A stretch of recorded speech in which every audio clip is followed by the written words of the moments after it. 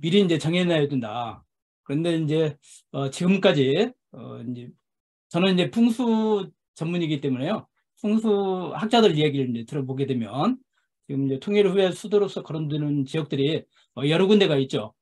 예를 들자면 지금 파주 교화 지역이라든가 뭐 교화 같은 경우에는 광해군 때 그 수도를 옮기려고 한번 시도를 했던 그런 자리입니다. 그렇기 때문에 파주 교화 지역이 좋다라는 이런 주장을 하는 학자들도 있고요. 또 개성 지역, 물론 이제 제가 주도적으로 이제 주장하는 것은 저는 이제 개성입니다. 그래서 개성 지역을 주장하는 또 학자들도 있고, 또는 그 황해도 그 문화가 있거든요. 구월산 자락 아래 그 지역이 좋다라는 학자들도 있고, 또는 우리가 이제 뭐 통일 후에는 북방 정책으로 나가야 되지 않냐. 그래서 평양을 주장하는 학자들도 있습니다. 다 뭐 그 장단점들이 있죠. 그런데 오늘은 먼저 이게 개성을 살펴보려고 합니다. 만약에 또 기회가 주어진다면 지금 거론됐던 지역들, 뭐 교화의 풍수라든가 아니면 그 문화의 풍수라든가 아니면 평양의 이제 풍수 이런 것들을 같이 이제 살펴보기로 하고요. 오늘은 우선적으로 오늘 주제가 이 개성의 풍수지리가 과연 이게 적합한가 이걸 살펴보려고 합니다. 그리고 여기 사진이 보이시죠? 네, 앞에 이 사진은 개성입니다. 개성이고 여기가 송악산이고요. 참고적으로 이 사진은 제가 찍은 겁니다. 제가 개성을 가서 찍은 건 아니고요. 여기는 어디에서 찍은 거냐면 여기 도라산이 있죠. 도라산에 가면 그 전망대가 있어요. 도라산 정상에. 그 전망대에서 찍은 겁니다. 그날 마침 제가 간 날 날씨가 너무 좋아가지고요. 이 송악산이며 여기 이제 우측에 지금 사진에는 안 나오지만 우측에 오관산이 있습니다. 오관산이며 이 일대가 뭐다 이렇게 보이더라고요. 매우 가까이. 그날따라 시야가 좋아서. 그래서 참고적으로 얘기를 하면 여기에 송악산에서 맥이 내려와서 여기가 개성 그 구도심이죠. 구도심이고 여기가 개성공단입니다. 개성공단. 그래서 이 지역이 풍수적으로 얼마나 적합한가 이걸 살펴보도록 하겠습니다. 먼저 개성을 살펴보기 앞서서 우리 이제 경복궁 타워하고 청와대하고 용산을 먼저 살펴보도록 하겠습니다. 먼저 경복궁인데요. 경복궁은 사실 그 이성계가 조선을 건국하고 나서 이 자기가 세운 이 나라가 오랫동안 지속이 돼야 되겠죠. 그래서 그러기 위해서는 이 도읍을 풍수적으로 좋은 자리를 잡아야 된다. 그래서 많은 지역을 다녀봤죠. 저 계룡산 신도안도 가보고 또 무학이라는 데도 가보고 뭐 여러 군데를 이렇게 돌아본 결과 결국 한양으로 이렇게 터를 잡았단 말이죠. 또 한양에서도 이 북악산을 주산으로 할 것인가. 주산은 뒷산을 얘기하는 거예요. 그 등지는 산을 지금 그 북악산으로 할 것인가 아니면 인왕산으로 할 것인가 이런 거에 대한 논란도 이렇게 많았었습니다. 근데 결국은 지금 이 경복궁 터로 이렇게 잡았는데 여기에는 이제 풍수에는 이게 산맥의 흐름이 있죠. 그래서 산맥의 흐름은 우선은 이 큰 산이 있어야 됩니다. 그러한 산을 이제 풍수에서는 태조산이라고 하는데요. 우리 서울 경복궁 터 같으면 태조산은 북한산이죠. 그래서 이 태조산은 기가 세야 돼요. 기가 약하면 그 아래로 전달되는 그 기운이 약하기 때문에 한 나라를 운영할 만큼의 기운은 없다라고 봅니다. 그런데 지금 이 북한산은 어때요?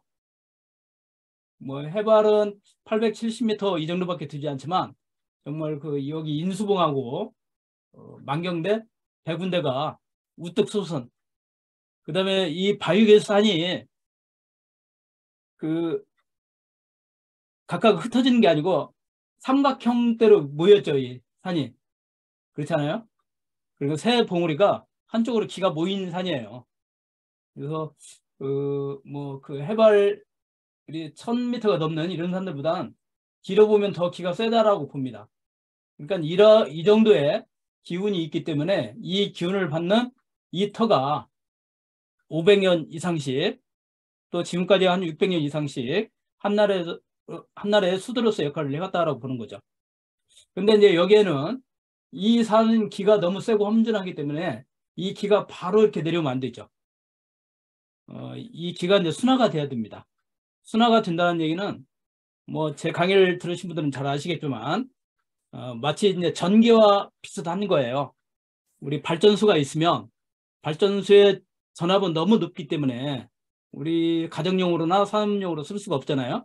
그래서 이 전압을 낮춰줘야 됩니다. 그래서 1차 변전소, 2차 변전소, 3차 변전소가 필요한 것처럼 산맥도 마찬가지라는 거죠. 그래서 이 태조산이 있으면 북한산은 기가 세죠. 이 산이 있으면 이 산은 그러니까 비유를 하자면 전기로 비유하자면 발전소 같은 산이죠. 그 다음에 여기에서 이제 산줄기가 내려오죠. 내려오면서 산세가 순해져서 여기 봉우리가 중조산입니다. 중조산은 바로 이 봉우리인데요. 전기로 비유하자면 1차 변전소 같은 산이죠. 그 다음에 다시 내려와서 여기 형제봉이라고 보이죠. 국민대학교 바로 뒷산에 있는 산이에요. 그래서 형제봉은 이 산이죠. 하나가 안 돼서. 그 다음에 여기 이제 정릉고개죠. 여기가 정릉고개를 넘어서 여기가 팔각적인 능선입니다. 능선을 따라서 와서 여기 북악산이라고 보이죠? 이 북악산이 소조산입니다. 소조산은 전기로 비유하자면 변압기, 동네에 있는 변압기와 같은. 근데 변압기도 아직은 그 전압이 세기 때문에 우리 가정용으로 산업용으로 바로 쓸 수는 없잖아요. 그래서 이제 변압기에 이제 그 산이 바로 이 산이죠. 북악산이. 그러니까 서울이 어떻습니까? 이렇게 험한 산에서 점차 내려오면서 산세가 이렇게 순화가 되는 거예요. 근데 순화가 된다는 얘기는 기가 세다는 얘기는 바위가 많다라고 보시면 됩니다. 그러니까 이 북한산은 바위가 험하죠. 그다음에 이 보현봉은 북한산만 들어가지만 아직은 바위가 많잖아요. 그러니까 아직은 기운이 세다는 얘기고, 그다음에 이 형제봉은 이 산보다는 낮지만 아직은 기가 센 거죠. 근데 이 북악산은 어때요? 훨씬 더 순화가 됐죠. 그렇지만 여기 이렇게 바위가 보인다는 얘기는 여기 바위가 보이잖아요. 이게 아직은 기가 세다는 얘기입니다. 그래서 다시 여기 내려보면 여기에 현무봉이라고 이렇게 있죠. 여기에 현무봉인데 여기 와서 이제 다 순화가 된 거예요, 거의. 그래서 전기로 비유하자면 현무봉은 마치 뭐와 같냐면 두꺼비집과 같은. 그렇지만 아직은 기가 세기 때문에 우리 두꺼비집에다가 전구 바로 꽂아 못 쓰잖아요.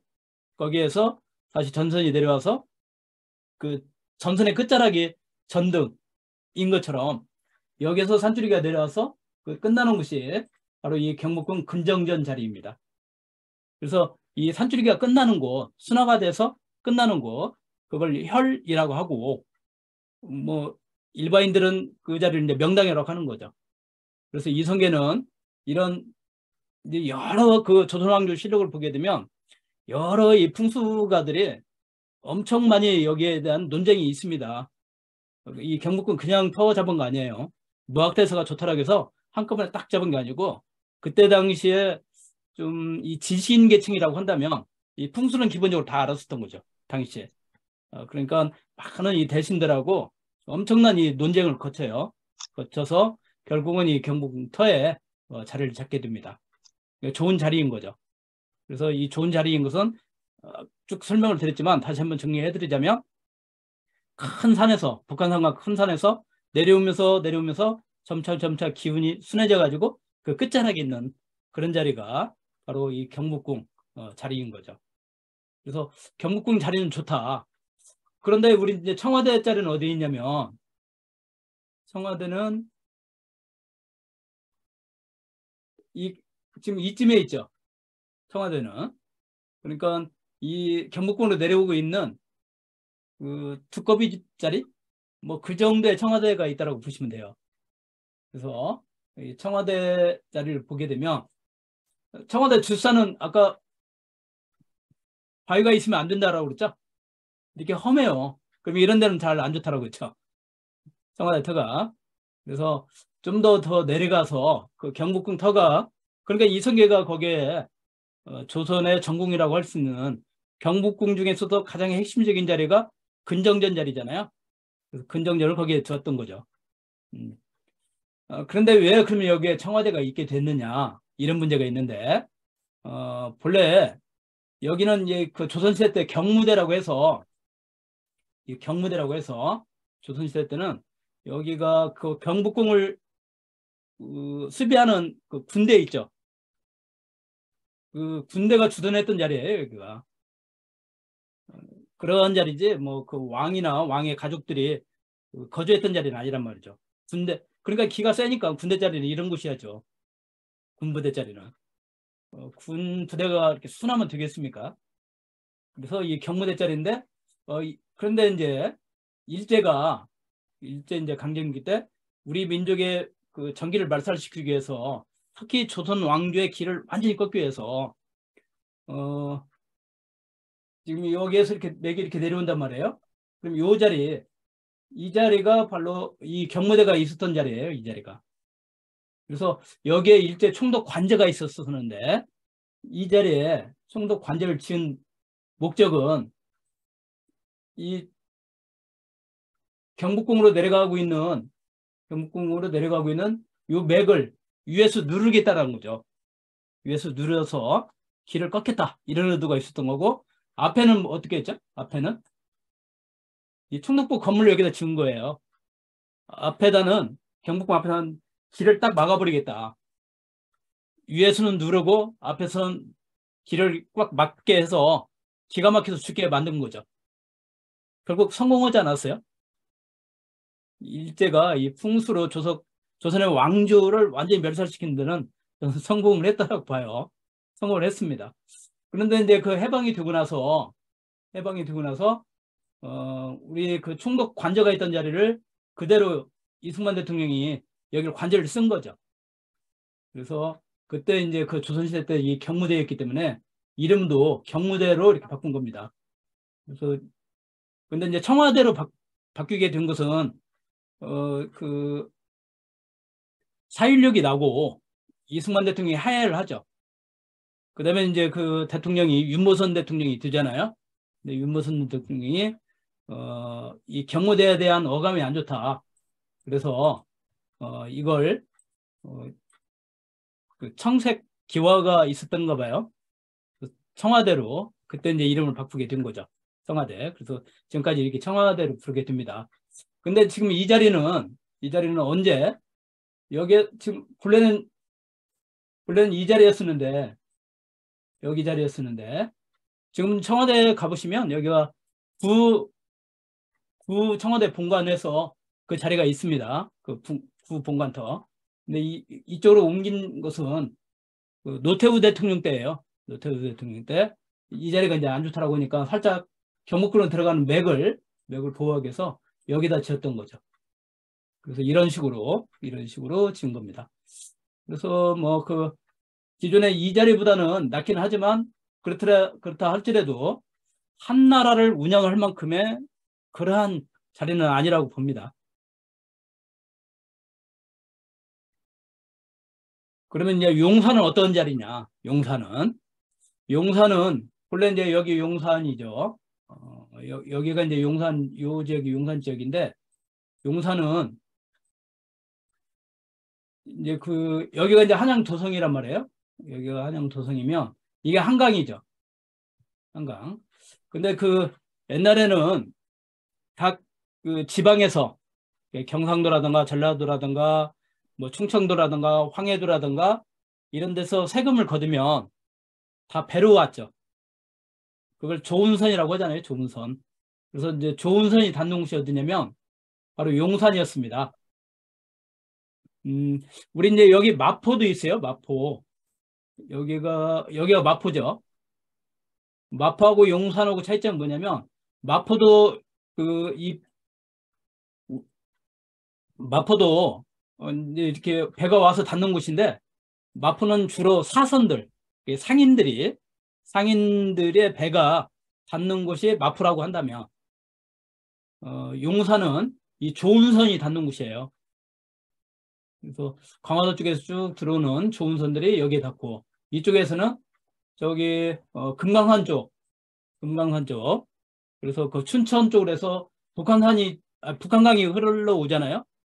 북한강 이쪽에서는 저기 뭐 그 평창, 또 그 오대산 자락에 있는 평창을 거쳐서 원주 쪽으로 해서 또 뭐 제천, 여주, 이천 쪽으로는 남한강이 있죠. 남한강이 양수에서 만나잖아요. 만나서 이렇게 오는 그 좋은 선들이 와서 닿는 곳이 바로 용산이었습니다. 그런데 세곡선이 들리면 좀 배가 무겁겠죠. 많은 그 세곡을 실었기 때문에. 그러니까 이 강이 좀 깊어야 됩니다. 그래서 한강 중에서도 용산은 강이 상당히 이렇게 깊었다라고 그래요. 조선시대 때. 그러니까 여기에 닿겠죠. 그러면 여기에 닿았던 이제 세곡선들이 어디를 거쳐서 이 도성으로 들어가게 되냐면, 일단은 그 여기 하역을 해야 되겠죠. 그렇죠?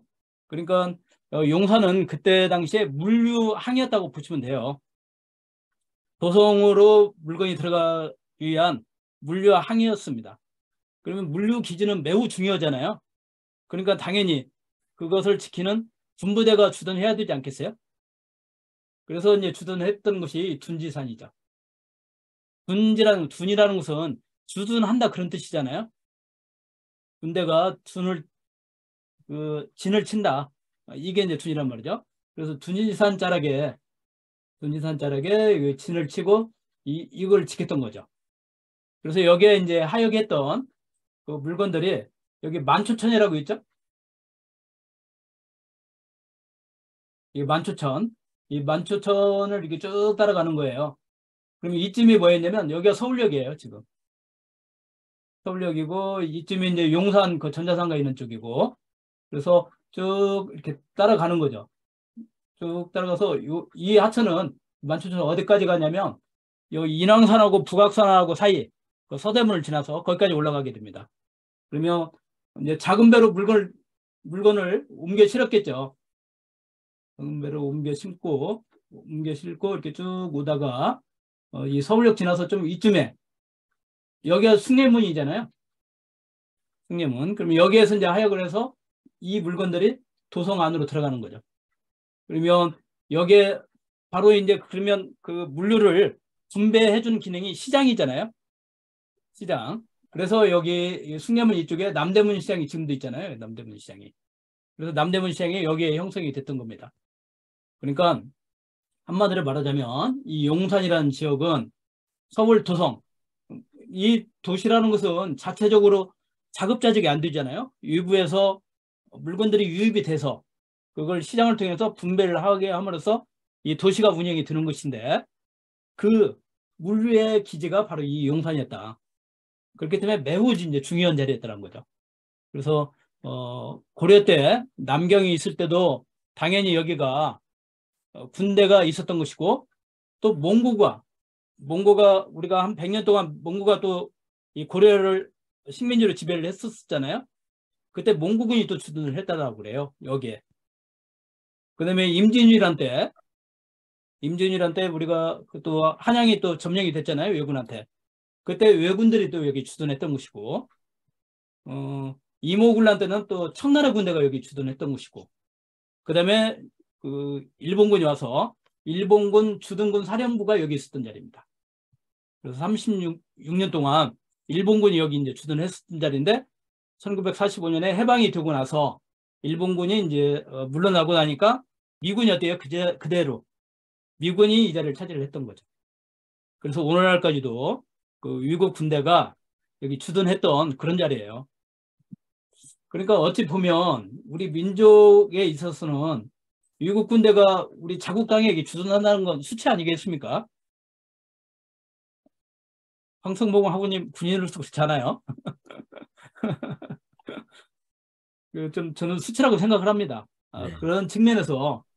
근데 여기가 지금 자차 이제 그 용산의 풍수에서 말씀드리겠지만, 이 목멱산이 이게 남산이에요. 여기가. 그 남산에서 내려온 산맥의 끝자락이죠. 그렇죠? 여기도 어때요? 우리 이제 보통 이제 좋은 터는 주물 사이에 있죠. 그래서 여기도 물줄기고 여기도 물줄기가 합수가 되잖아요. 그러면 여기서 내려오는 맥이 끝난 이 자락도 좋지 않겠어요? 그래서 여기가 그 미군의 메인 포스트 자리고요. 이 자락도 좋죠. 여기는 그 미군의 사우스 포스트 자리입니다. 중요한 거점인 거죠. 두 개가. 그래서 저는 그래서 청와대 터가 아까 살펴봤던 것처럼 별로 안 좋으니 또 민족 정기를 바로 세우자는 의미에서라도 청와대가 대통령이 용산으로 갔으면 좋겠다라고 지금 말고 제가 그 중고일보에 이제 쭉 한 4년 동안 이렇게 칼럼을 썼었는데 거기에서 이렇게 주장을 했습니다. 그래서 제가 이렇게 찾아보니까 2017년에 쓴 것 같아요. 그 용산이 풍수가 좋으니까 대통령실이 그리 갔으면 좋겠다. 그런데 제가 이제 그 대통령 그 청와대에 옮긴다면 바로 이 자리, 이 메인 포스트 자리, 또 사우스 포스트 자리, 이 둘 중에 이제 하나란 말이죠. 아니면 하나는 대통령 집무실로 사용하고 하나는 관저로 사용했으면 좋겠다. 이제 이걸 주장을 했었던 거죠. 또 미군이 이제 평택으로 다 이전을 하고 나면 이 자리가 이제 국민공원이 되잖아요. 국민공원으로 되게 되면 대통령이 또 국민 속에서 같이 있게 되면 정말 진정한 민주주의가 되지 않을까. 그러니까 민족 정기를 바로 세우는 그런 측면, 하나는 대통령과 국민이 함께 한다는 민주주의 완성, 이 두 가지 측면에서 용산으로 청와대를 옮기자라고 주장을 해왔었습니다. 그런데 현재 그러면 지금 현재 대통령실에 있는 전에 그 자리가 국방부 청사자리였었잖아요. 그 자리는 과연 어떨까? 그 다음에 제가 주장하고 있는 이 메인 포스트와 사우스 포스트 자리가 어떤가? 이거에 대해서 살펴보겠습니다. 일단 이제 그 풍수절은 용혈사수향이죠. 풍수의 이제 이론 체계는 그게 용은 산줄기를 용이라고 하죠. 그래서 여기가 남산이니까 이건 이제 대동여지도예요. 대동여지도에 보게 되면 이 남산에서 용이 내려오죠. 이렇게 용이 내려와서 그래서 용이 내려야만 기가 이렇게 전달이 되는 겁니다. 그래서 이 부분을 확대를 하게 되면 이거죠. 여기가 남산 목멱산이죠. 그래서 맥이 내려와서 하나가 이렇게 가죠. 그래서 메인 포스트 자리가 이 자리예요. 그래서 산은 물을 못 건너가기 때문에 항상 두 물줄기 사이에 여기도 물이 있고 여기도 물이 있고 물이 합수가 되게 되면 이 사이에 있는 이 용은 못 가고 여기 멈추게 된다는 거죠. 그래서 참 미군도 자리를 잘 잡은 것 같아요. 여기가 바로 미 8군 사령부가 있었던 자리입니다. 미 8군 사령부가 있었던 자리고 한미 연합사령부가 여기에 있었던 거죠. 그래서 이런 자리가 하나 있고 또 하나는 여기서 맥이 내려와서 여기가 둔지산이죠. 둔지산에서 여기 맥 끝나는 곳 이 자리에 여기가 사우스포스 자리예요. 그러면 현재 그 대통령 집무실로 되어 있냐면 바로 이 자리에 있습니다. 이 자리. 그 산맥의 끝자락이 아니죠. 산맥의 끝자락이 아니고 산이 계속 이렇게 빠져나가는 자리잖아요. 그러니까 기가 보이지 않고 기가 그냥 흘러나가는 곳, 빠져나가는 곳, 거기에 대통령 집무실이 있다라고 보는 거죠. 이걸 이제 제가 이제 지금 지도를 가지고 다시 한번 이렇게 분석을 해본 거예요. 그래서 용산은 이 자리이고 아까 메인 포스트 자리는 남산이 봉우리가 두 개죠. 남산 타워에 있는 데가 서쪽에 있다고 해서 그걸 서봉이라고 하고요. 그 다음에 하나가 이 동쪽에 있는 봉우리를 동봉이라고 합니다. 그래서 이 서봉 쪽에서 내려오는 이 산줄기가 끝나는 곳이 메인 포스트 자리고 동봉에서 내려오는 그래서 이 둔지산을 거쳐서 내려오는 그 끝자락이 사우스 포스트 자리죠. 그런데 아쉽게도 지금 국방부 청사는 여기에 있었던 거예요. 여기에. 그래서 이제 풍수에서는 용의 끝자락이 아니고 그 능선 위에 있는 것을 과룡처라고 합니다. 과룡처. 용이 그냥 지나가는 자리라는 거죠. 그래서 뭐 심하게 이야기하면 과룡지장은 3대내 절향화라고 그래요. 과룡체에 집을 짓거나 아니면 묘를 쓰게 되면 3대를 못 가서 향불이 꺼진다는 거죠. 향이란 게 뭐죠? 그 제사 질 때 피워주는 거잖아요.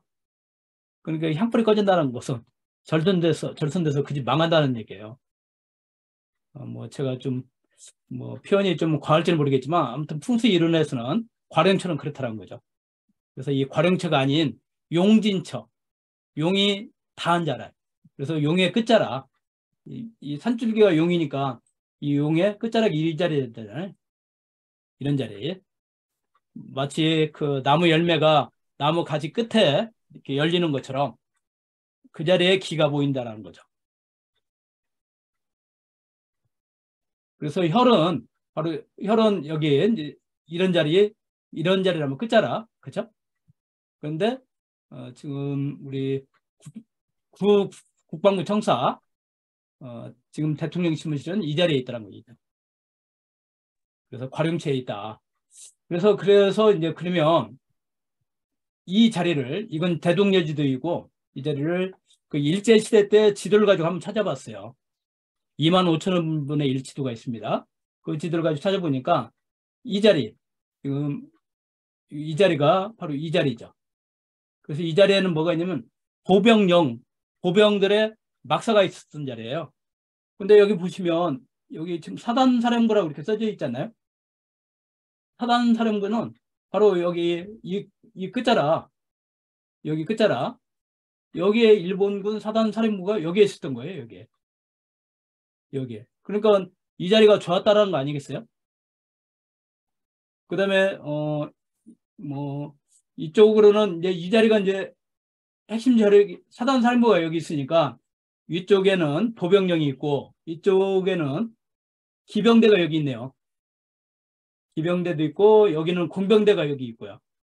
그 다음에 여기는 군수사령부 뭐 이런 것들이 여기에 있는 거죠. 그러니까 이 사단사령부를 핵심으로 해서 주변에 산들이 에워싸주고 있는, 그러니까 뒤에서 사단사령부를 보호하고 있는 게 보병령인데 거기에 국방부 청사가 있다는 거죠. 바로 이 자리입니다. 보병령. 이렇게 되어 있죠. 사단사령부는 여기에 있고요. 그래서 이 사단사령부 자리나 요 자리나 지금 요 산줄기가 와서 이렇게 끝난 자락이잖아요. 바로 이 자락. 여기 뭐 기병대도 있고 보병대도 있고 그렇네요. 여기는 뭐 그 병원도 있네. 철도병원.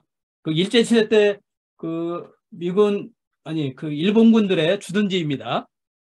근데 이걸 미군이 그대로 주둔하면서 그대로 사용을 했었던 거예요. 이 지도를 가지고 보시면 더 정확하게 나오죠. 여기 서봉 남산입니다. 이게 남산. 여기 동봉이 있고 서봉에서 내려오는 삼줄기가 끝나는 곳, 여기가 메인 포스트 자리고, 그 다음에 동봉에서 내려오는 산줄기가 이 둔지산 거쳐 내려와서 끝나는 곳이 두 자락이죠. 여기도 있고 여기도 있고, 그렇죠? 그래서 저는 뭐 이 중에 하나 여기를 대통령 집무실로 사용을 하고 요 자락은 관저로 사용했으면 좋겠다. 아니면 이 공간이 좀 비좁다 싶으면 이 두 지역을 대통령 집무실로 사용을 하고, 그래서 하나는 본관, 하나는 뭐 그 청와대 또 부속실들이 많이 있잖아요. 뭐 이런 걸로 사용을 하고 여기 메인 포스트 자리 여기에 관저가 있으면 좋겠다. 뭐 이렇게 제 나름대로는 그렇게 이제 분석을 해본 거죠. 그 이제 두물 사이에 있는 자리가 좋다라고 그랬죠. 지금 지도를 가지고 이제 분석을 해보더라도 이 메인 포스트 자리가 요 물줄기, 남산에서는 이 물줄기하고 여기서 되는 물줄기가 만나서 이게 만초천이지. 아까 만초천에서 흘러나가는 곳이 원효대교 쪽으로 흘러나가요. 그러니까 우리 전에 그 영화 있었죠. 그 뭐죠? 괴물이라는 영화가 있었잖아요. 그때 그 시작이 어떻게 됩니까? 그 미군 부대에서 포르말린인가? 그 금지된 그런 화학 제품을 사용을 하고 그대로 어디다 버려요. 그 개수대에다 그냥 버리잖아요. 그 버린 물이 이 하천으로 흘러서 요 하천으로 흘러가서 그게 이 만주천으로 흘러서 어디로 흘러가냐면 한강으로 흘러가잖아요. 원효대교 쪽에. 그래서 괴물이 어디서 나타난 거예요? 그 영화 보면 원효대교 밑에서 나타나지 않았어요? 그래서 그 물줄기가 그렇게 있기 때문에 그 영화를 참 그런 지형 파악을 잘해서 만들었다 하는 생각이 듭니다. 그래서 지금 이제 그 미군 부대 그 주둔 그 배치 상황이지 이게. 그래서 여기 메인 포스트가 여기 있죠? 요 자리에 메인 포스트 자리가 여기 있는데 요 자리에는 한미 연합사령부가 있고요.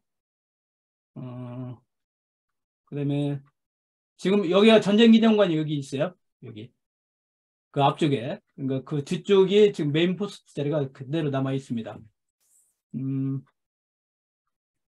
그다음에 여기가 이제 사우스 포스트 자리인데 여기는 이제 국립중앙박물관 앞쪽에 있죠. 그래서 뭐 국방부 자료는 지금 여기죠, 여기. 청사는 여기 있고 이 땅이 이제 국방부 땅입니다, 이게. 그러니까 지금 좋은 자리는 메인 포스트와 사우스 포스트라고 했어요. 근데 그 자리를 핵심적인 자리를 벗어나서 있는 게 국방부 청사 자리인데 거기에 대통령궁이 들어갔다는 게 저는 정말 아쉽습니다.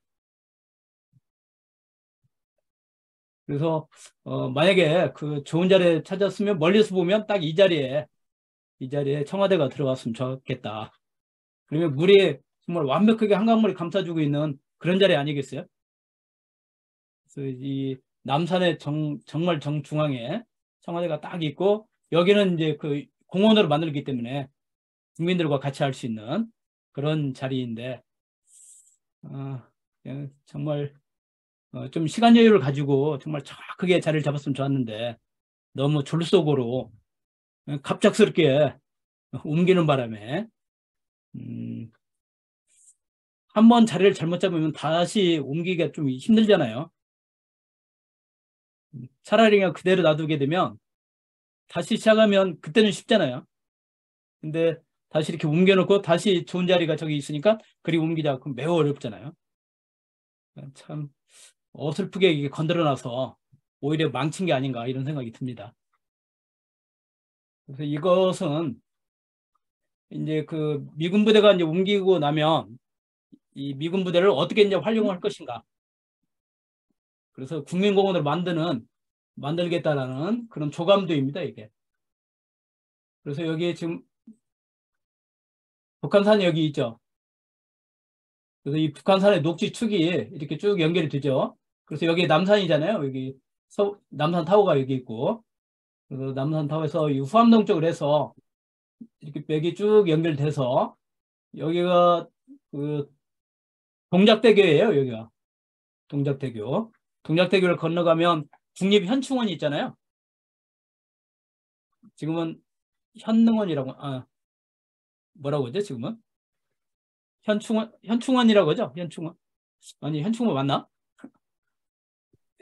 예전에는 국립묘지, 동작동 국립묘지. 그래서 국립묘지 쪽으로 쭉 뒤로 가면 이제 관악산으로 연결되잖아요. 그래서 이 북한산의 녹지축과 관악산의 녹지축을 이렇게 연결하겠다라는 이런 계획을 가지고 있습니다. 그래서 아무튼 여기가 이제 국민공원이 되면 청와대는 이 자리, 그다음에 여기 메인 포스트 자리는 이 자리인데 여기에 그 관저가 들어갔었으면 좋을 뻔했다. 뭐 만약에 서울이 계속 이렇게 그 수도가 된다라고 한다면 나중에라도 이렇게 좀 추진해 해볼 필요가 있다라고 이렇게 봅니다. 그래서 결론적으로는 용산 지금 그 저기 자리는 이 자리 대통령궁 대통령 집무실은 여기에 있습니다. 여기가 그 전쟁기념관이고 이게 그 국립박물관이죠.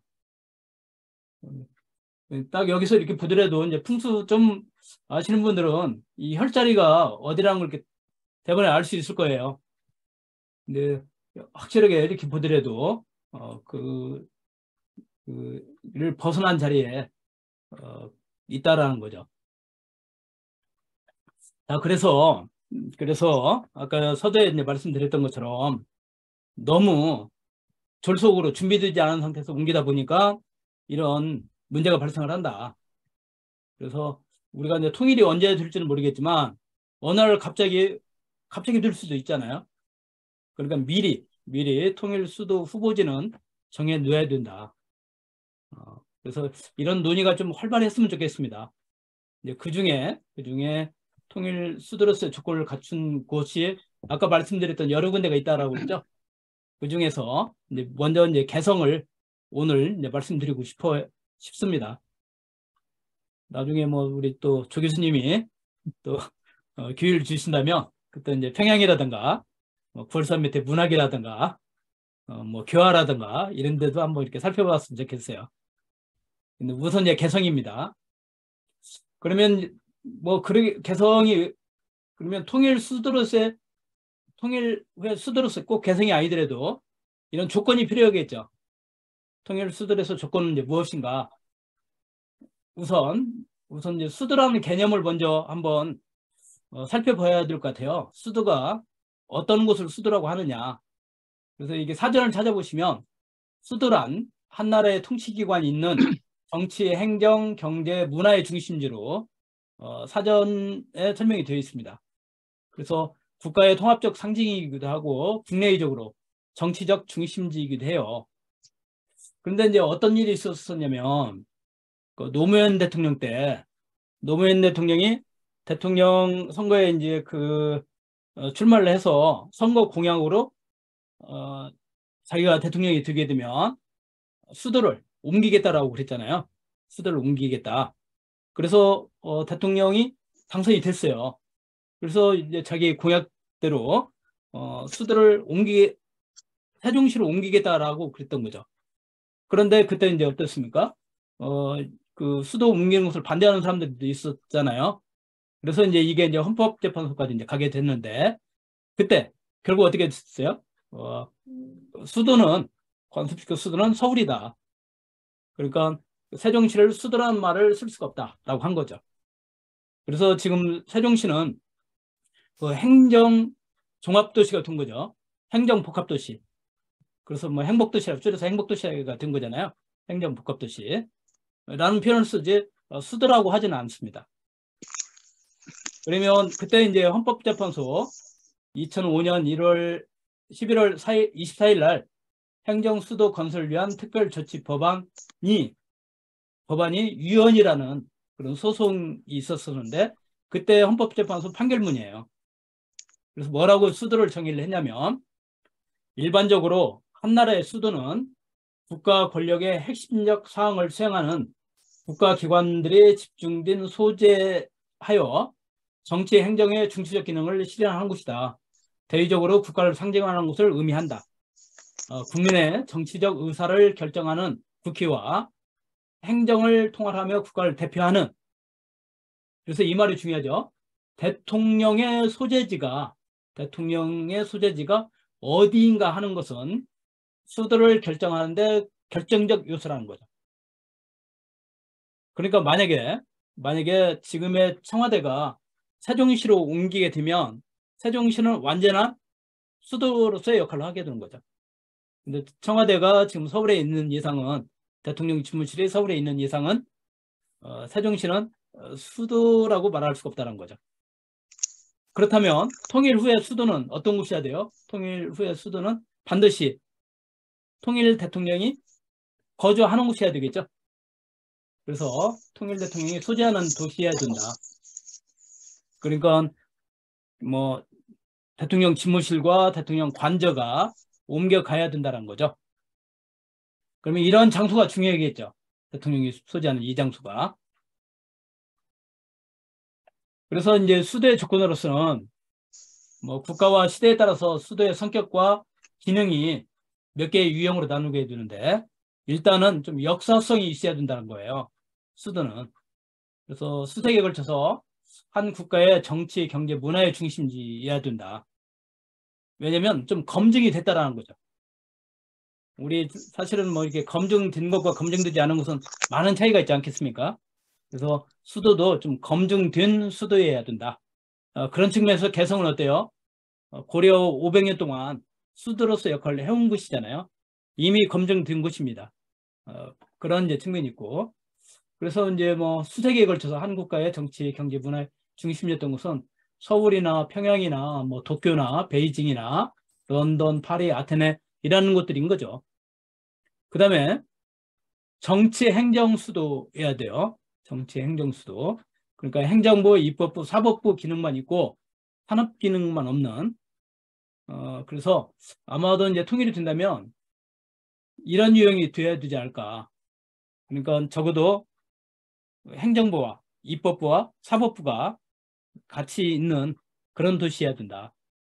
그야말로 행정 수도가 되는 거죠. 이런 곳이 어디가 있냐면 대표적으로 미국의 워싱턴이죠. 워싱턴이 행정 수도 아니겠어요? 뭐 그 경제적 기반이라든가 산업은 뉴욕에 이제 주로 있고 이런 곳. 브라질리아. 사실은 그 리우의 수도가 있었다가 브라질리아로 이렇게 수도를 옮긴 거죠. 캐나다의 오타와, 몬트리올도 있죠. 근데 더 크잖아요.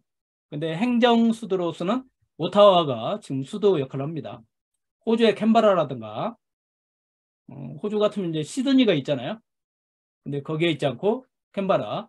터키는 앙카라로 또 수도를 옮겼죠. 본래 이스탄불에 있다가 수도를 이리 옮긴 거죠. 말레이시아의 쿠알라룸푸르가 아니고 푸트라자야, 이런 것들이 대표적인 이 정치 행정, 그러니까 행정부, 입법부, 사법부가 같이 있는 그 행정 수도입니다. 그래서 우리가 이제 통일이 된다면 이런 유형으로 가야 되지 않을까라고 생각을 해보고요. 그런데 이제 또 그 분리가 된 것도 있습니다. 예를 들자면 네덜란드의 그 네덜란드 왕궁은 암스테르담에 있고요. 입법부는 헤이그가 있는 뭐 이렇게 분리가 되는 것도 있어요. 정부의 주요 기능이 두 도시 이상으로 나눠져 있는 이런 것들도 있습니다. 근데 우리는 요 두 번째 이런 유형으로 가야 되지 않을까 이렇게 생각을 해보고요. 그 다음에 통일 수도의 이제 네 가지 조건은, 첫째는 민족의 동질성을 회복할 수 있는 체계가 된다는 거죠. 그 남한하고 북한하고 지금 갈라선 지가 70년이 넘었지 않았겠습니까? 그래서 5천 년 동안 한민족으로 이렇게 살아왔는데 70년 동안 갈라지다 보니까 그 이질성이 이제 많이 있죠.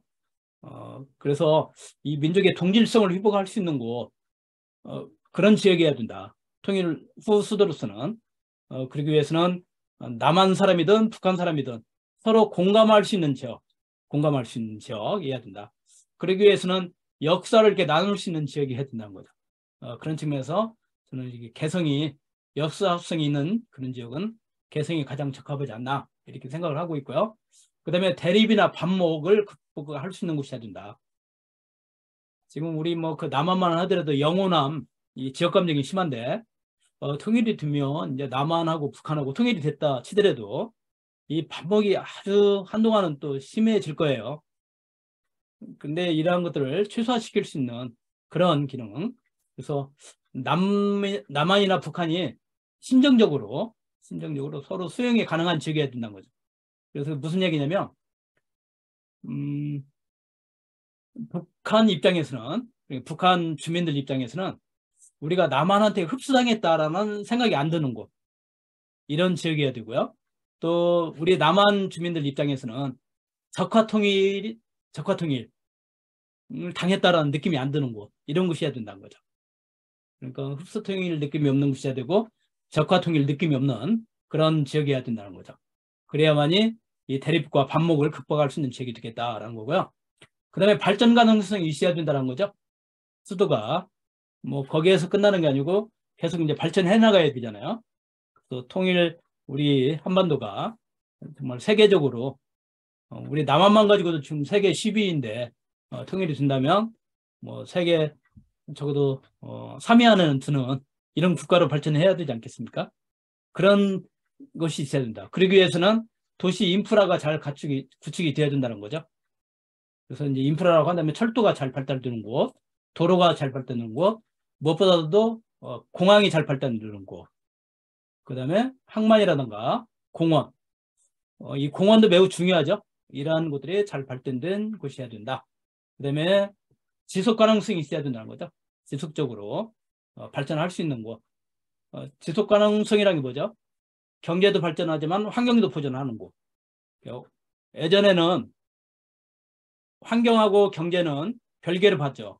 그래서 경제 발전을 하게 되면 환경이 파괴가 되고 환경 보존을 하게 되면 경제가 발전하지 못하는 이런 개념이었다면 1987년에부터 이 지속 가능한 개발이라는 개념이 이제 들어서게 된 것은 환경도 보존하면서 경제도 발전하는 이게 이제 지속 가능한 발전이란 말이죠. 그 말이 우리 이제 풍수에서는 우리 조상들은 바로 만대 영화지지, 만대 영화지지. 만대에 걸쳐서 행복하게 살 수 있는 땅. 이게 지속 가능한 발전하고 같은 개념이라고 봅니다. 그래서 풍수적인 요인을 잘 갖추고 있는 것들이 바로 만대 영화지가 되는 거죠. 그게 이제 바로 뭐냐면 이 환경을 잘 보존할 수 있는 이런 곳이어야 된다는 거예요. 근데 개성은 그 가까이에 뭐가 있죠? 그 DMZ씨 있죠. DMZ. 그 70년 동안 우리가 남북이 분단되면서 정말로 허리가 두동강이 났지만 그래도 다행인 것은 그 비머지장 지대 안에 생태계는 환경은 정말 그 잘 보존되어 있잖아요. 그 분단에 대한 작은 보상이라고 저는 생각을 합니다. 근데 그것이 통일이 된다라고 한다면 그것이 아마 큰 부가가치를 창출할 수 있는 그런 자원이라고 봐요. 근데 바로 그 개성은 그 DMZ하고 매우 가까운 데 있다는 거죠. 그런 측면에서 이 통일 수도로에서의 조건을 잘 갖추고 있는 것이 개성이라고 봅니다. 그래서 이 개성의 사유권, 아까 말씀드린 것 이것들을 다시 한번 살펴보겠습니다. 일단 민족 동질성을 회복할 수 있는 그런 역사성이 있어야 된다고 그랬죠.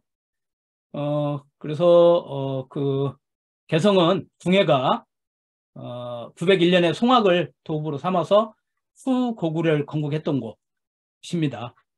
그래서 제2 땅굴인가요? 이 땅굴 그 전망대에 가서 보면 천원평야가 다 보여요.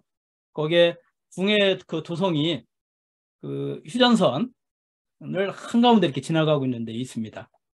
그런 곳이고 그 다음에 궁예를 축출하고 고려의 왕이 된 왕건이 이 철원에서 송악으로 천도를 했죠. 그렇죠? 그 다음에 34대 공양왕이 이성계에게 폐위당해서 망할 때까지 1392년까지 무려 473년 동안 고려에 도읍지했던 곳이 개성이라는 얘기예요. 그 다음에 해방이 되고도 어땠죠? 38선을 가지고 남북이 갈라졌잖아요. 개성은 38선 이남에 있었기 때문에 6.25가 나기 이전까지는 남한 땅이었습니다. 거기가. 그러니까 이 남한 땅이었다. 여기가. 그 다음에 이제 무엇보다도 남북교류가 활발하게 진행될 때는 개성공단이 있었죠. 이 개성공단이 들어섬으로써 그 남한 측 직원들하고요, 북한 측 그 근로자들은 그야말로 뭐 그 개성공단 다녀오신 분들 제가 얘기를 들어봤는데 정말 그 관계가 좋았다라고 그래요. 그래서 그때 이제 근무했던 사람들이 5만 명이랍니다. 5만 명. 근데 이 5만 명의 인구는 뭐 어린이나 노인 인구를 제외한 주로 젊은 사람들이잖아요. 개성공단에서 일할 수 있는 사람들은. 근데 개성 인구가 한 30만 명 정도가 되는데 한 집에 한 명 이상씩은 개성공단에 근무를 했다는 거죠. 그래서 그 개성공단에서 얻은 그 수입을 가지고 그 가족들이 다 생활했던 거예요. 그러니까 이 개성분들은 남한에 대한 이 이미지가 매우 좋은 상태로 남아있는 거죠. 특히나 우리 이제 한국 그 기업에서 간식으로 주는 게 초코파이였잖아요. 그래서 이분들은 이제 초코파이를 간식으로 먹지 않고 가지고 가서 장마당에 팔았다라고 합니다. 근데 뭐 그 쌀 1kg가 만약에 한 뭐 2,000원 정도 하면 초코파이 하나는 한 5,000원 정도 했다라고 그래요. 그 정도로 인기가 있어서 그 북한 전역으로 이렇게 팔려나갔다고 합니다. 그러니까 개성 사람들이 특히나 개성 사람들은 그 남한에 대한 인식이 좋았던 거죠. 그래서 이제 그 개성공단이 철수하기 이전 직전까지는 개성 시내 그 인구만 가지고 그 직원들을 충당할 수 없으니까 그 인근 지역까지도 다 개성공단에 와서 일을 했다라고 합니다. 그만큼 개성은 이 민족 동질성을 회복할 수 있는 그런 중심지다라고 이렇게 봅니다. 그 다음에 두 번째는 대립이나 반목을 극복할 수 있는 이런 지역이어야 된다는 거죠. 그래서 개성은 북한 땅이기 때문에 만약에 개성의 그 통일 수도가 된다라고 한다면 북한 사람들은 거기에 대해서 불만이 없겠죠. 왜냐하면 자기들 북한 지역에 수도가 들어섰기 때문에. 근데 이제 문제는 이제 남한 사람들인데, 근데 남한 사람들 입장에서 본다면 아까 그 6.25 이전에는 남한 땅이었다는 이런 것들도 있고, 또 하나는 사실 이게 평양에서 개성보다는요, 서울에서 개성이 훨씬 더 가깝습니다. 여기 개성인데, 여기가 개성인데 평양은 여기잖아요. 그래서 140km가 떨어져 있어요. 근데 서울에서는 60km이죠. 출퇴근이 가능했어요. 그 개성공단에 근무하시는 분들이 아침에 출퇴근했습니다. 다 가능한. 평양에서는 출퇴근이 불가능해요. 근데 우리 이제 서울에서 보면 우리 지금 세종시가 있죠. 여기 세종시가 123km예요. 직선거리로. 근데 개성은 60km인 거죠. 그래서 개성은 북한 사람들한테는 명분을 줄 수 있는 곳이죠. 자기 지역에 통일 후 수도가 건설이 되기 때문에 거기에 비해서 남한 사람들한테는 실리를 주는 곳이다. 그러니까 북한 사람들은 명분을 주고 남한 사람들은 실리를 얻을 수 있는 곳, 서로 윈윈할 수 있는 곳이 바로 저는 개성이라고 봅니다. 그 독일 이렇게 사례를 보게 되면 좀 양보는 없는 사람이 양보하면 빼앗기는 느낌이잖아요. 좀 있는 사람이 양보를 해야 되는 거 아니겠습니까? 많이 가진 자가 양보를 해야 되는 거죠. 근데 북한하고 남한하고 비교를 해보면 남한이 많이 갖지 않았어요. 남한이 좀 이렇게 양보를 많이 해줘야죠. 뭐 이런 얘기하면 또 사상이 의심스럽다고 제가 뭐 얘기할 사람 있을지는 모르겠지만 통일이 되려면 그래야 되지 않겠어요? 이제 그러한 사례가 바로 독일이었죠. 독일도 이제 독일이 이제 통일되기 이전에 연방 수도를 어디로 할 것인가에 대해서 엄청난 국론 분열이 있었습니다. 그래서 구동독의 마지막 총리인 드메제르는 베를린은 이제 동독 지역에 있었단 말이에요. 베를린을 통일 독일의 수도로 해야 한다는 조항을 통일 조약에 적시할 것을 요구를 했습니다. 이걸 적시하지 않으면 문서화하지 않으면 우리 하지 않겠다 하라고 한 거죠. 그러니까 거기에 비해서 이제 서독 사람들은 당연히 그때 이제 수도였던 본으로 하자라고 이렇게 고집을 한 거죠. 근데 결국 누가 양보를 한 거죠? 그 서독이 양보를 한 거죠, 수도를. 그래서 지금 베를린으로 수도가 결정이 된 겁니다. 베를린은 여기고요, 본은 여기입니다. 그 독일의 사례에서 보듯이 우리가 실리는 챙기고 명분상으로 좀 양보하는 것도 그렇게 큰 손해는 없다고 봅니다. 그 다음에 미래 지향적이어야 된다는 거죠. 그래서 도시가 발전하기 위해서는 도시 인프라가 구축이 돼야 된다. 근데 개성은 이 철도라든가 도로, 공항, 항만, 물류단지, 또 공원은 자연생태공원, 아까 DMZ 평화생태공원, DMZ 평화생태공원이 있더라고요. 사실 저는 개성에 다른 산업단지가 없더라도요, 이 DMZ 평화생태공원만 잘 활용하더라도 여기에 생태관광 이 수입만 가지고 하더라도 개성은 충분히 유지될 거라고 봅니다. 근데 이 개성은 이미 어때요? 우리 남북 그 협력을 하게 되면서 철도도 다 놓여져 있고요. 그다음에 뭐 도로도 지금 개성공단까지 잘 놓여져 있잖아요. 이런 인프라가 이미 다, 또 개성은 여기에 개성이기 때문에 여기에 그 항구도 있을 수가 있죠. 그다음에 이제 공항이 문제인데 공항은 우리 인천공항 여기에요. 매우 가깝습니다. 인천공항에서 서울 도심까지 49km예요. 근데 개성까지 이 강화도를 지나서 가게 되면 55km입니다. 불과 6km, 직선거리 6km밖에 차이가 안 나요. 시간적으로는 아마 서울 오는 것보다 인천공항에서 개성 가는 게 더 빠를 거예요. 시간적으로는. 그렇지 않겠어요? 그래서 뭐 공항을 이제 뭐 수도가 만들어지면 공항도 새로 만들어야 되는데 그럴 필요 없다. 이미 인천공항을 잘 활용하면 된다는 거죠.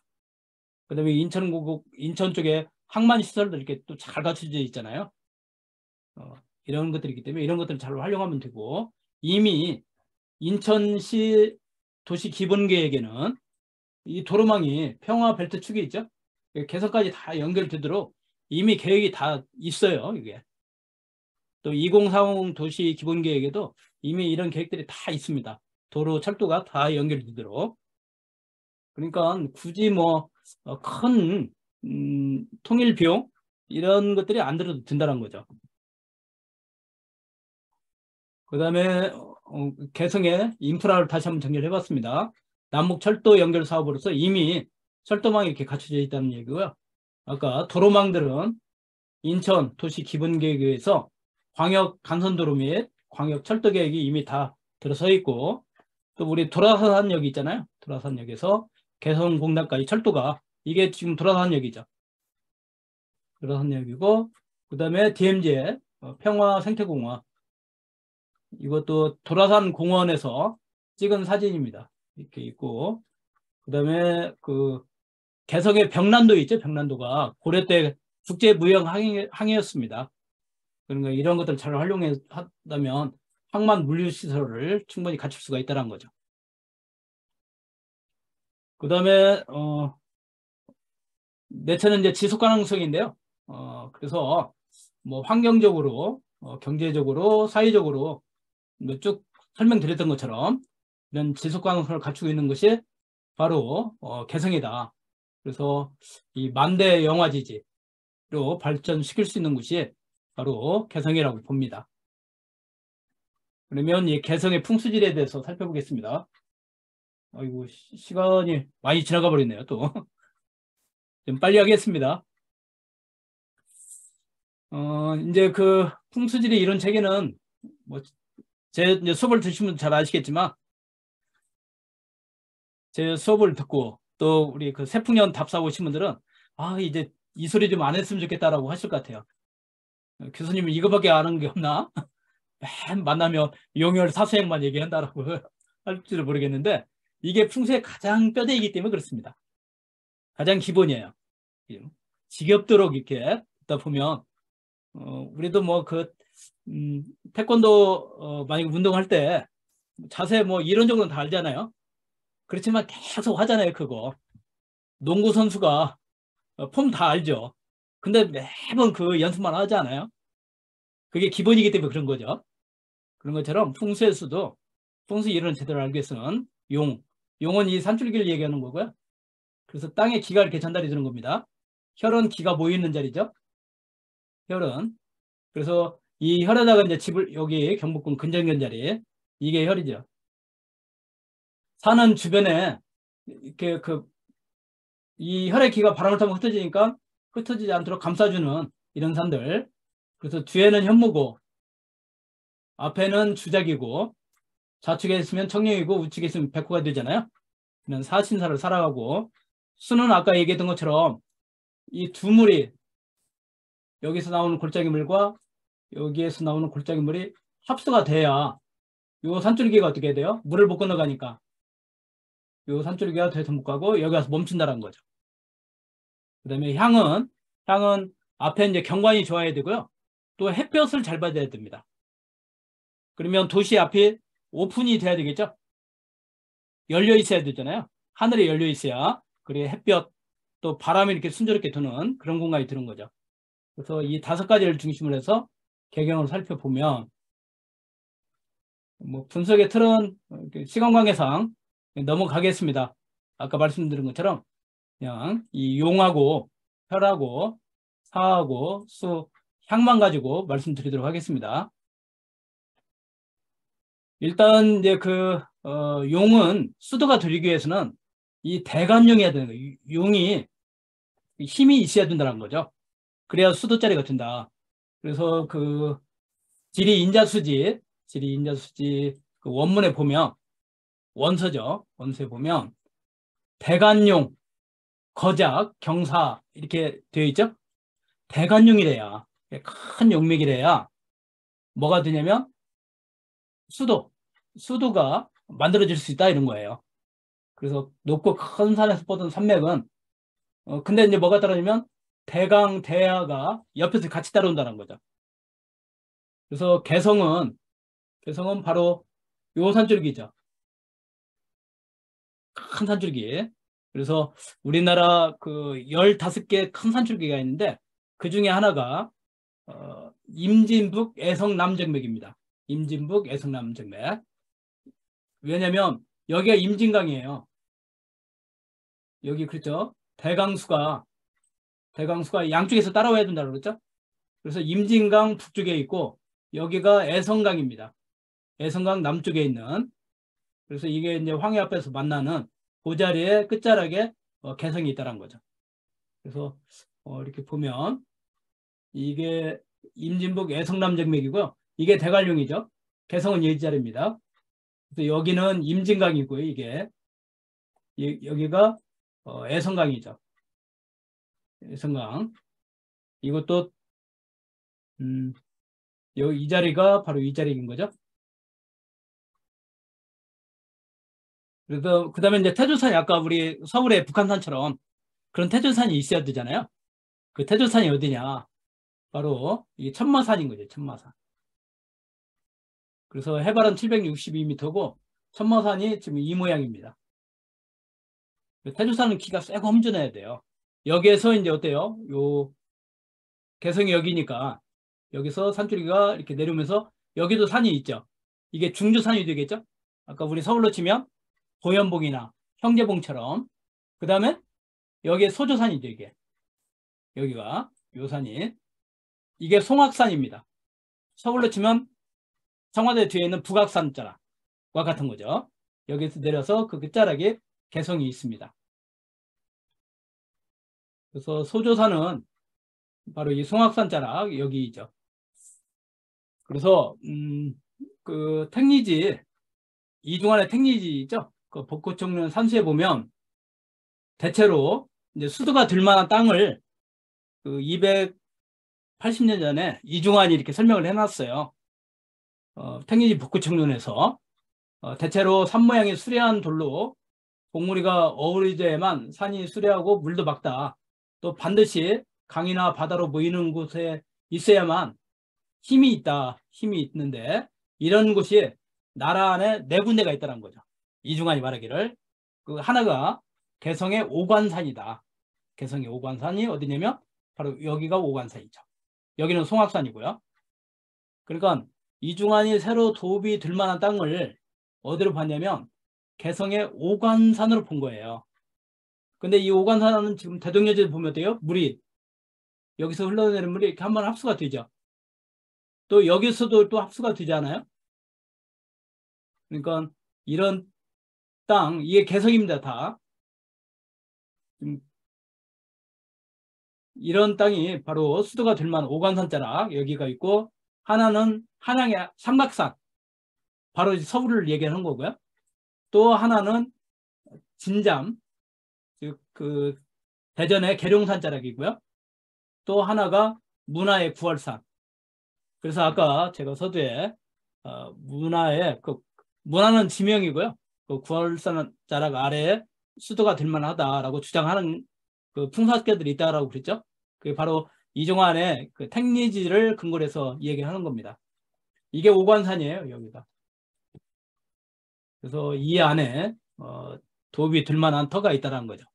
이중환은 이렇게 주장을 했습니다. 그래서 저도 지금 이 오관산자락 아래 여기를 보자는 거예요, 여기를. 그다음에 혈은 양수 지간에 있다라고 그랬죠? 두물줄기 사이에. 그래서 여기가 이제 오관산이고요. 오관산이니까 요 두물줄기 사이에 요 자리를 보자는 거죠. 이 자리를 보고 또는 여기 이 자리에 두 군데가 있다. 근데 아무래도 이 오관산자락 아래가 더 이렇게 좋아 보이죠.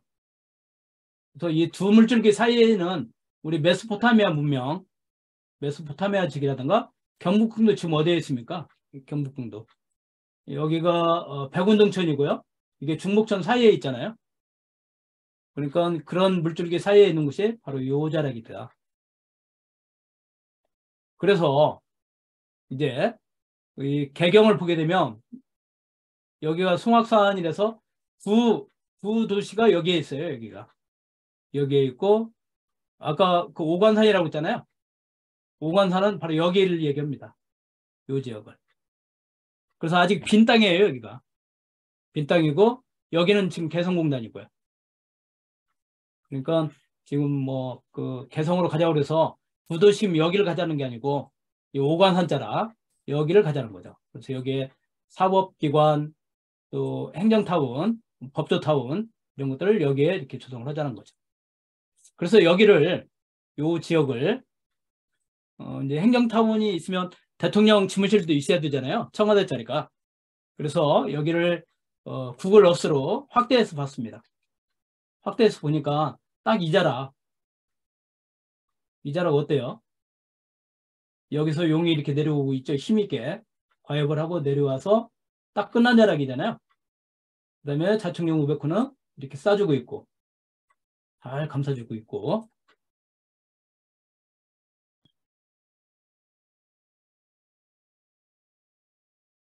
우리 그 황성봉 학우님 이 자리 어떤 것 같아요? 되게 좋습니다. 네. 제가 지금 그 유성사정 가지고 심혈을 한 겁니다. 이거 심혈. 이런 자락에 여기에 청와대가 들었으면 매우 좋겠다. 이런 생각을 해보는 거죠. 근데 여기가 지금 개발이 안 됐잖아요. 비어있는 땅이잖아요. 다 비어 있습니다. 네. 잘 아시죠, 여기 참. 네, 저희는 위성지도로 계속 보고 있습니다. 그렇구나. 아마 통일되고 나면 우리 황승범 학우님이 좋은 땅은 다 차지할 것 같아요. 많이 배우겠습니다. 그다음에 산은 여기가 통일수도 후보지면 이 오관산자락이 이런 식으로 지금 싸주고 있잖아요. 이런 식으로 다 감싸주고 있어요. 큰 분지를 이루고 있는 땅인 거죠, 여기가. 그래서 여기가 장풍구 명당이라는 거고요. 그다음에 수는 아까 얘기했던 것처럼 두 물줄기 사이에 있다는 거죠. 이게 다. 뭐 이 얘기가 반복되니까 그냥 이렇게 넘어가겠습니다. 그다음에 이 수구가 좁아야 돼요. 이 안에 있는 물들이 나가는 곳이 여기 수구잖아요. 수구가 좁아야 되는데 수구가 여기 보는 것처럼 좁죠. 그런 조건을 갖추고 있고 그다음에 향은 이제 뒤에 산을 보고 향은 이 앞쪽을 보겠죠. 근데 이 오관산자락 여기는 높고 이 앞쪽은 낮지 않겠어요, 여기가? 그러니까 햇빛이 어때요, 햇빛이.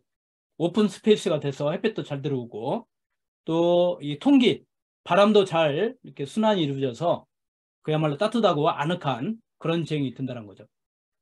한 가지 아쉬운 점은 제가 여기 직접 가보지 못하고 말씀드리는 것이 좀 아쉽기는 하지만 근데 제가 이제 우리나라 여러 군데를 다니보면서 이런 조건을 갖춘 곳의 기운이 어떤지 제 경험과 비교했을 때는 좀 이렇게 아늑하고 따뜻한 그런 지형이 될 것 같아요. 그 다음에 향도 이게 남향이기도 하고요, 여기가. 그래서 그러한 조건을 잘 갖추고 있다. 향도 좋은 곳이다. 그래서 이제 결론적으로요, 개성은 이 통일 수도로서의 이 적합성이 있는 곳이다. 라고 말씀드리고 싶습니다. 그래서 개성은 역사와 전통을 통해서 민족 동질성을 회복할 수 있는 이런 지역이고 또 개성은 북한에게는 명분을 준다고 그랬죠. 남한에게는 신리를 가져다주는 서로 윈윈할 수 있는 지역이다. 남북한이. 그래서 분단 70년간의 대립과 반목을 극복할 수 있는 지역이라고 봅니다.